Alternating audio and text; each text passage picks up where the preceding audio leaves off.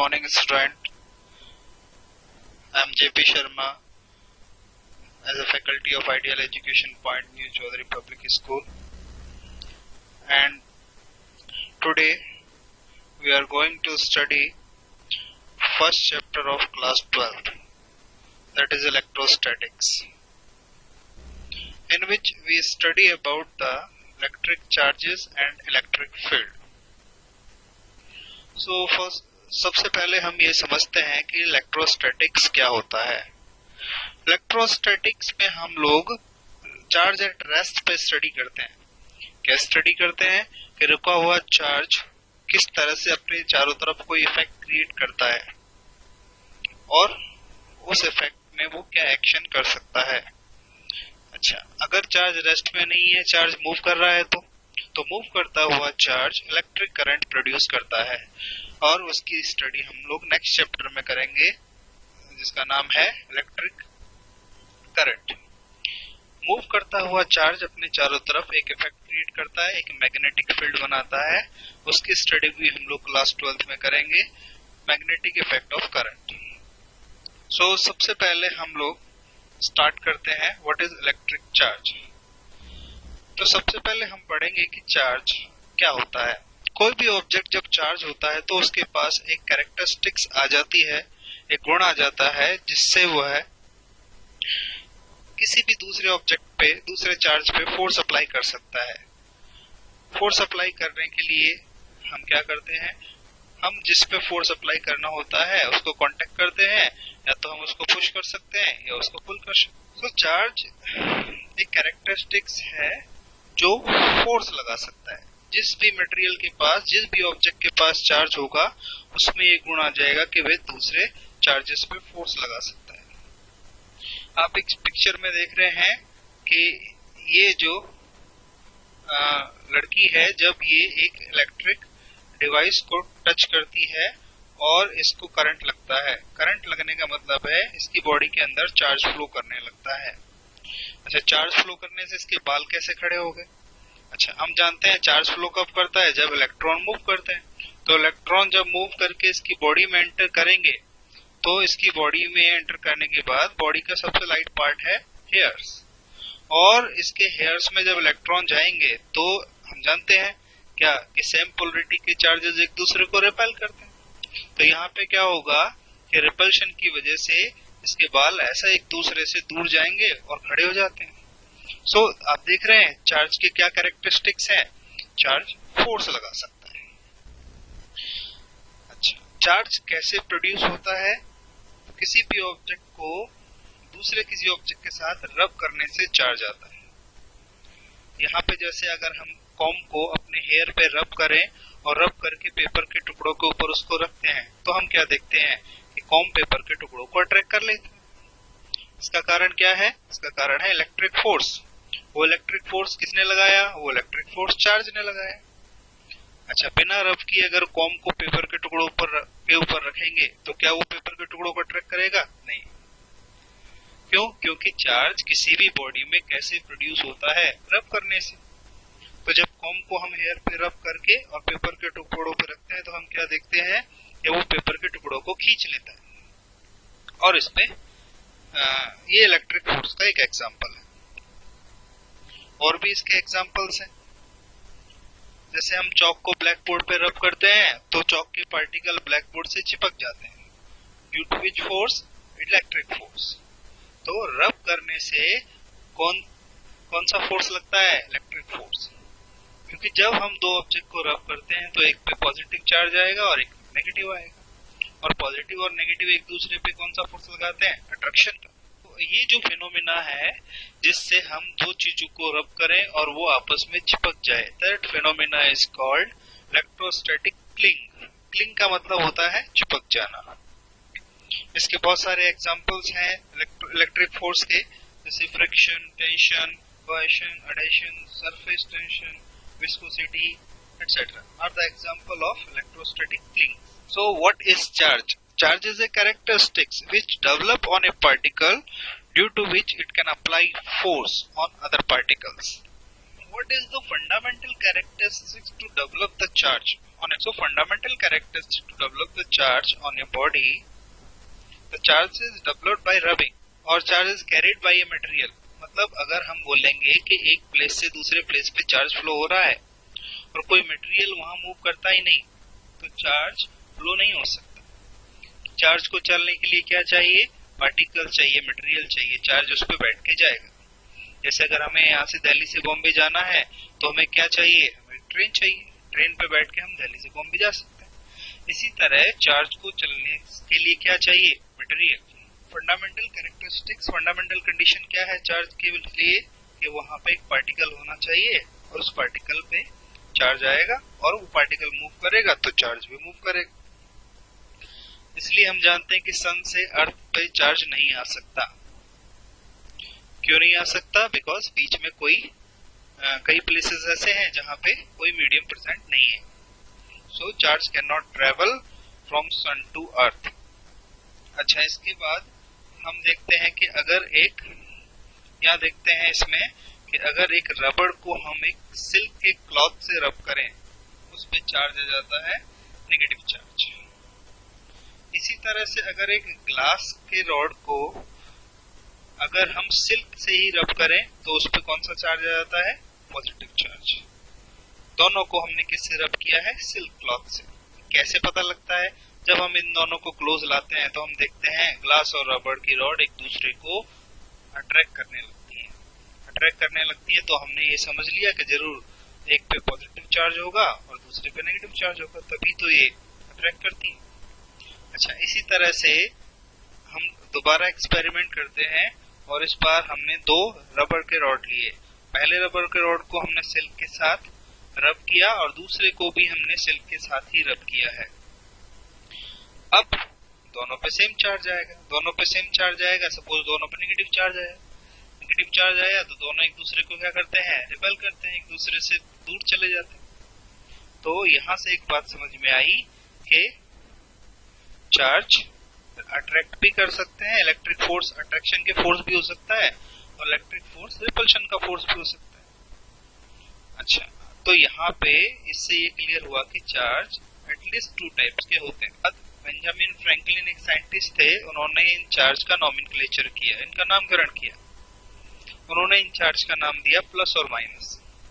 अच्छा, उस वक्त ऐसे नाम नहीं रखे जाते थे. लोग बहुत हंसे कि प्लस और माइनस कोई नाम होते हैं. उस वक्त नाम रखे जाते थे या तो साइंटिस्ट के नेम पे, न्यूटन, वॉट, जूल, या उनके कैरेक्टरिस्टिक्स के बेस पे उनके नाम रखे जाते थे और बहुत सारी चीजें.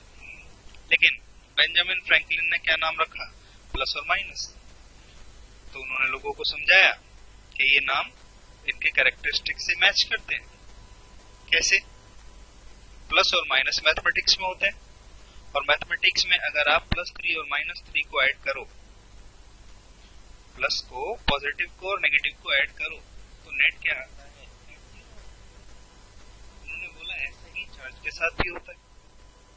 आप पॉजिटिव चार्ज लो और उतना ही नेगेटिव चार्ज लो, अगर दोनों को आप ऐड करोगे तो नेट चार्ज कितना रहेगा? चार्ज 0 हो जाएगा.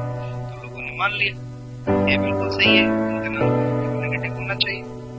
और यहाँ से एक चीज और पता लगी कि अगर charges, different charges are attract to each other and like charges are repel. एक समान चार्ज एक दूसरे को प्रतिकर्षित करेंगे और अपोजिट चार्ज एक दूसरे को आकर्षित करते हैं. अच्छा, जिस तरह से बॉडी चार्ज होती है उसी तरह से बॉडी डिस्चार्ज होती है. जब हम प्लस और माइनस को मिलाते हैं तो जो रब करके हमने उसको एनर्जी दी थी वो एनर्जी वो हमें वापस करता है. बिकॉज कंजर्वेशन ऑफ एनर्जी से एनर्जी को डिस्ट्रॉय नहीं किया जा सकता और ना ही जनरेट कर सकते हैं. तो वो एनर्जी किस फॉर्म में वापस करता है? स्पार्क होता है, साउंड होता है, हीट प्रोड्यूस होती है. तो साउंड, हीट और लाइट की फॉर्म में एनर्जी डिस्चार्जिंग के टाइम पे हमें वापस मिलती है. 2 टाइप के चार्जेस होते हैं जैसे मैंने आपको बताया था. और ये चार्जेस क्या करते हैं? पॉजिटिव एंड नेगेटिव 2 नाम है. Like charges repel and unlike charges attract. जैसे आप देख रहे हैं प्लस और माइनस एक दूसरे को अट्रैक्ट कर रहे हैं, एरो से इंडिकेट किया हुआ है. और माइनस माइनस सेम टाइप के चार्जेस एक दूसरे को रिपेल करेंगे. प्लस प्लस भी. इलेक्ट्रिक चार्जेस कंजर्व होते हैं. कंजर्व का मतलब neither be generated nor be destroyed. An isolated charge neither be generated nor be destroyed. It can be transferred from one body to another body. और कौन कौन सी चीजें conserve होती हैं, तो क्लास 11th में हम पढ़ चुके हैं। ये जो मास है ये भी कंजर्व होता है, एनर्जी कंजर्वेशन पढ़ चुके हैं, मोमेंटम भी कंजर्व होता है। Charges can not be created और destroyed but it can transfer from one form to another form. अच्छा, transferring electrons from someone air to balloon. तो यहाँ पे ये जो पिक्चर है इसमें रबिंग के थ्रू एयर से बलून में कुछ चार्जेस ट्रांसफर हो गए हैं, और दो बॉडी जब रब करते हैं तो एक पे पॉजिटिव चार्ज आएगा और एक पे नेगेटिव चार्ज आएगा, और इन पॉजिटिव और नेगेटिव चार्जेस की वजह से बलून एयर को अट्रैक्ट करने लग जाता है। अब इस पिक्चर में देखते हैं ऐसा। The net charge is an isolated system is always conserved. Net charge हमेशा कंजर्व रहेगा। अगर हमारे पास दो स्पेयर हैं और दोनों पे 100 चार्ज है, हम उनको रब करते हैं तो एक पे 95 चार्ज है तो दूसरे पे 105 हो जाएगा, but the total charge of the whole system is remain constant. Total charge change नहीं होगा। एक बॉडी से दूसरी बॉडी पे ट्रांसफर हो सकता है, लेकिन the total charge is remain conserve. Electrification is due to transfer of, अच्छा कोई बॉडी पॉजिटिव हो गई कोई नेगेटिव हो गई, ये क्यों होता है? Due to transfer of electron. Quantization, quantization means जो चार्ज है, जब हम किसी बॉडी को चार्ज करते हैं तो उस पे जो चार्ज है वो इलेक्ट्रॉन के स्टेप्स की फॉर्म में आता है, क्योंकि सबसे छोटा जो पार्टिकल है that is electron. Smallest particle electron है और इसको हम फर्दर डिवाइड नहीं कर सकते। तो जब भी हम किसी बॉडी को चार्ज देंगे तो या तो उसमें एक इलेक्ट्रॉन ट्रांसफर होगा, या दो होगा, या तीन होगा, या चार होगा, या एन इलेक्ट्रॉन ट्रांसफर होगा। किसी भी बॉडी पे चार्ज किसके इक्वल होता है? इलेक्ट्रॉन के इंटीग्रल मल्टीपल के इक्वल। हम 1.5 इलेक्ट्रॉन ट्रांसफर नहीं कर सकते। क्यों? क्योंकि half electron is not possible. So किसी भी बॉडी पे जो चार्ज होगा, the charge on a body is the integral multiple of charge of an electron. This is quantization. N integer multiple है, e is the fundamental unit of charge. E का value होता है, ये value होता है 1.6 × 10⁻⁻19 coulomb.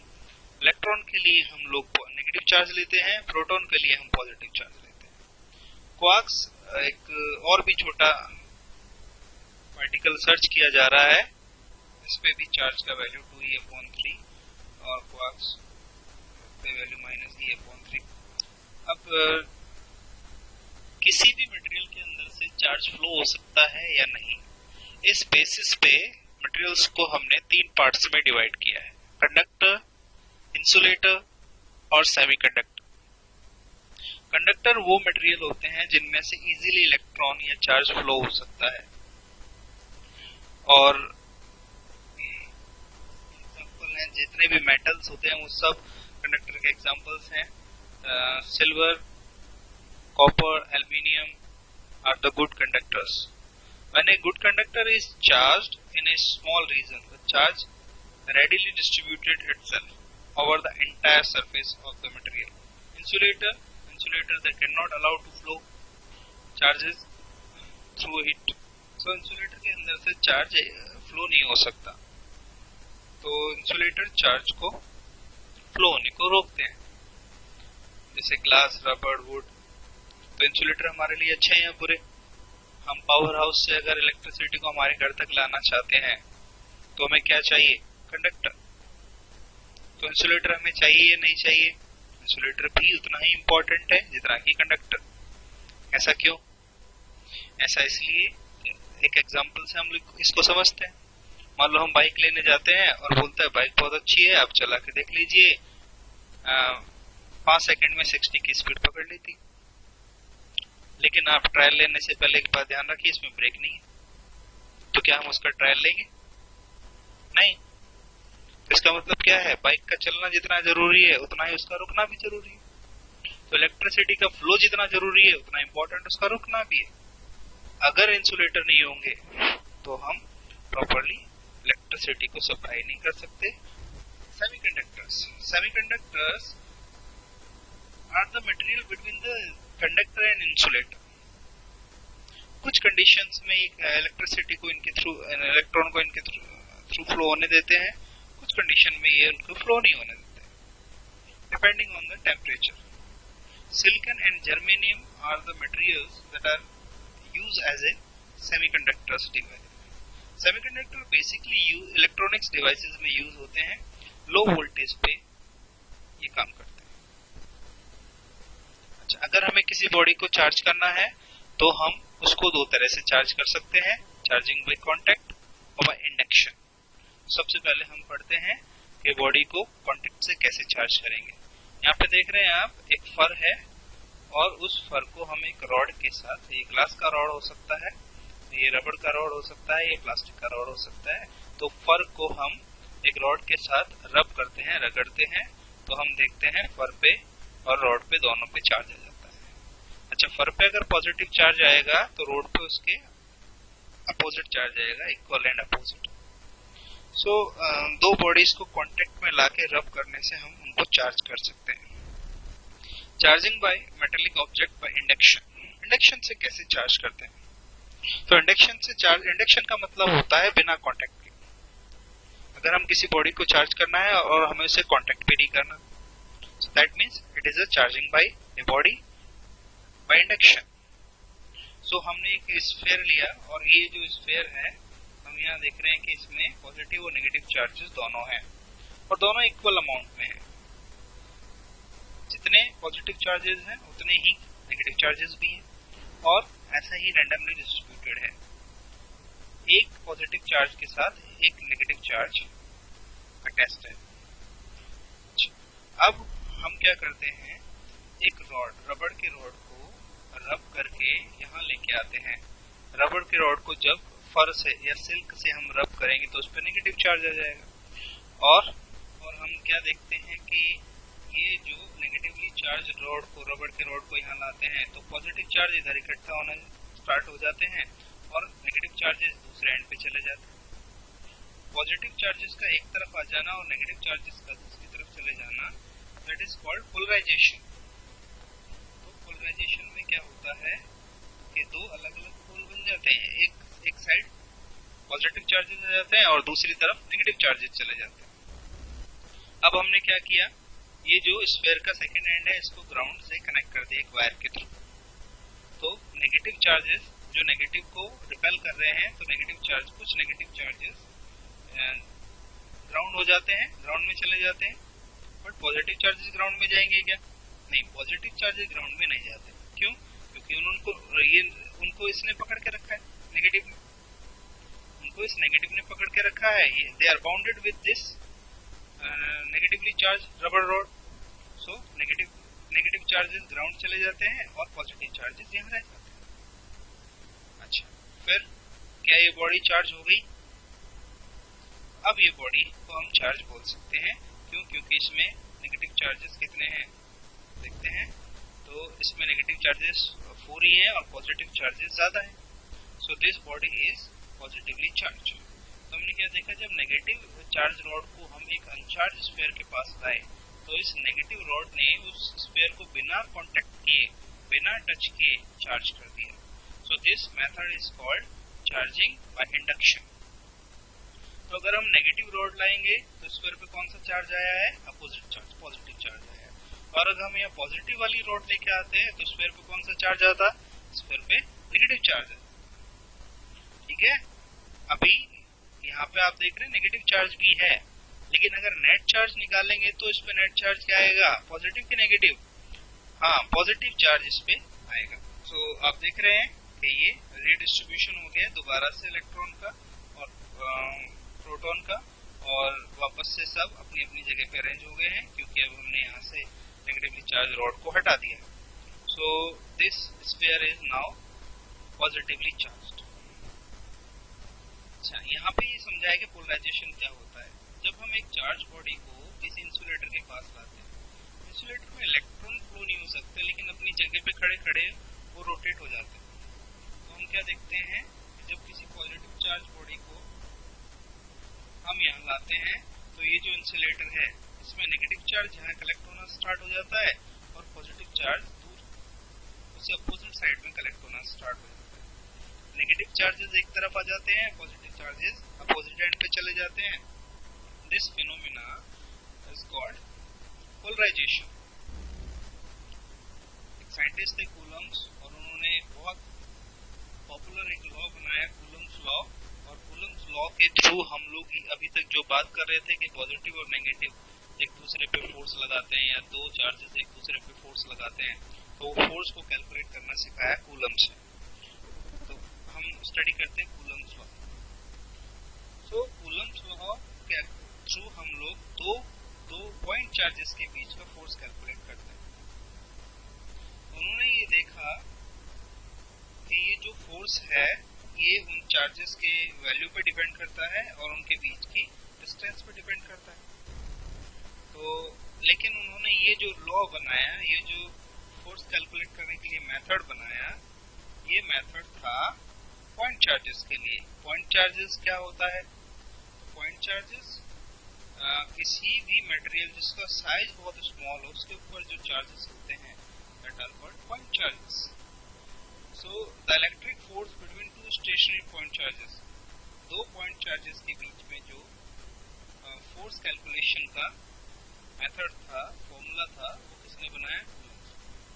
The force is inversely proportional to square of separation between the particle and directed along the line joining them. तो ये जो फोर्स है ये इनवर्स स्क्वायर लॉ को फॉलो करता है। That means the force between two point charges is inversely proportional to the distance between them, और उसकी डायरेक्शन किधर होगी? उन दोनों को मिलाने वाली लाइन के along. And this force is directly proportional to the product of the charges Q1 and Q2. So finally the formula of Coulomb's is Fe, that is electric force, Ke electrical constant, Coulomb's constant, Q1 Q2 product of the charges, and R square. R square is R is the distance between these two charges Q1 and Q2. Coulomb's constant का value होता है 8.8, या इसको value लेते हैं 9 into 10 की power 9 Newton per meter square per Coulomb square। K का value होता है 1/4π। ये जो K है ये एक ऐसा कांस्टेंट है जो मीडियम पे डिपेंड करता है। मतलब दोनों चार्जेस के बीच में जो मीडियम होगा उस पर डिपेंड करेगा कि फोर्स कितना लगेगा, कम या ज्यादा। K का वैल्यू होता है 1/4πε0। एप्सिलॉन या एप्सिलॉन नॉट क्या होता है? This is the permittivity of free space. Permittivity of free space is the, ये कैरेक्टरिस्टिक्स है मीडियम का, फ्री स्पेस का, कि वो कितने फोर्स को एक चार्जेस से दूसरे चार्जेस पे लगने के लिए अलाउ करता है, परमिट करता है। सो परमिटिविटी ऑफ फ्री स्पेस का वैल्यू होता है 8.85 into 10 की पावर -12 कूलम स्क्वायर पर न्यूटन into मीटर स्क्वायर। यहाँ पे जो चार्जेस हैं दोनों का वैल्यू हमें किस में लेना होगा? कूलम्स में, क्योंकि और भी वैल्यूज होते हैं, माइक्रो कूलम, पिको कूलम, तो उनको हमें किस में कन्वर्ट करना है? कूलम में कन्वर्ट करके और फिर फॉर्मूले में पुट करें। अच्छा, हम ये जानते हैं कि इलेक्ट्रॉन पे चार्जेस का वैल्यू कितना होता है? 1.6 into 10 की पावर -19।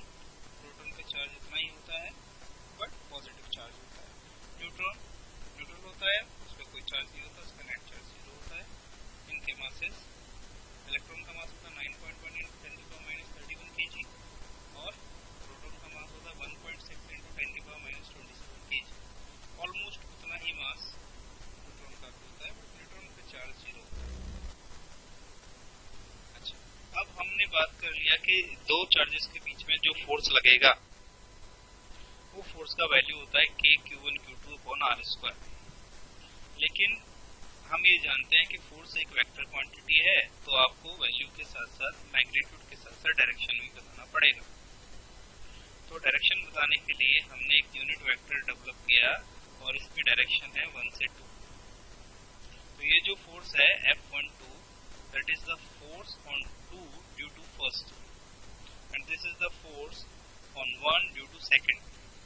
So ये जो हम जानते हैं कि दोनों पॉजिटिव चार्ज है, दोनों एक दूसरे को रिपेल करेंगे, तो Q2 वाले चार्ज पे फोर्स किधर लगेगा? इस डायरेक्शन में। कौन लगा रहा है? Q1। और Q1 वाले चार्ज पे फोर्स किधर लगेगा? इस डायरेक्शन में। और कौन लगा रहा है? Q2। तो ये डायरेक्शन को रिप्रेजेंट करने के लिए हमने एक वेक्टर यहाँ पे अज्यूम कर लिया जिसकी डायरेक्शन है 1 से 2। तो इसको हमने नाम दिया R12 cap. Cap unit vector के लिए हम लोग लिखते हैं। तो तो हम यहाँ पे लिखते हैं F12 the force on due to first, that is K Q1 Q2 upon R square, this is the magnitude, and direction के लिए हमने क्या लगा दिया यहाँ पे R12 कैप। R12 कैप किसके डायरेक्शन को रिप्रेजेंट करता है? F12 के डायरेक्शन। अगर हमें F21 लिखना होगा तो R12 कैप और उसके साथ माइनस का साइन लगा देंगे, तो यहाँ पे माइनस का साइन और आ जाएगा। अगर हम बात करें इसकी, तो ये पॉजिटिव चार्ज है और ये नेगेटिव चार्ज है, और दोनों एक दूसरे को क्या करेंगे? अट्रैक्ट, ये एक दूसरे की तरफ खींचेंगे, तो यहाँ पे ये डायरेक्शन क्या हो जाएगी? ये इस तरफ डायरेक्शन होगी F12 की और F21 की डायरेक्शन उस तरफ से होगी। तो हम यूनिट वेक्टर के एक्शन को रिप्रेजेंट कर सकते हैं। हम ये देखते हैं कि ये जो दो चार्जेस एक दूसरे पे फोर्स लगाते हैं, ये न्यूटन्स थर्ड लॉ को फॉलो करते हैं। मतलब दोनों ही चार्ज एक दूसरे पे फोर्स लगाते हैं, तो वो फोर्स मैग्नीट्यूड में तो सेम रहता है, बट उसकी डायरेक्शन अपोजिट होती है। आपने लास्ट डायग्राम में देखा कि डायरेक्शन अपोजिट है, तो F12 equals to minus F21, और ये न्यूटन्स थर्ड लॉ होता है। कोई भी एक बॉडी जब दूसरी बॉडी पे फोर्स लगाती है, तो दूसरी वाली भी equal and opposite forces apply करती है। न्यूटन्स थर्ड लॉ आपको याद है? There is equal and opposite reaction for every action. So यहाँ भी दोनों फोर्स इक्वल हैं, बट डायरेक्शन में अपोजिट है। सुपरपोजिशन प्रिंसिपल क्या होता है कि जब भी कोई चार्ज अगर रखा हुआ है कहीं पे और उसके आसपास और बहुत सारे चार्जेस रखे हुए हैं, तो वो सारे चार्जेस उस चार्ज पे फोर्स अप्लाई करते हैं, और वो अगर उस चार्ज पे नेट फोर्स देखा जाए, the net force is the vector sum of the individual forces due to the other individual particles. तो किसी भी एक चार्ज पे जो फोर्स लगेगा, वो उस फोर्स को कैलकुलेट करने के लिए हम जितने भी चार्जेस उसके आसपास प्रेजेंट हैं, वो सब उस पे फोर्स लगा रहे हैं, सबके फोर्स को हम वेक्टर से ऐड कर देंगे, तो टोटल फोर्स आ जाएगा एक पर्टिकुलर चार्ज पे। अच्छा, the force between two charges does not affected by the presence of other charges.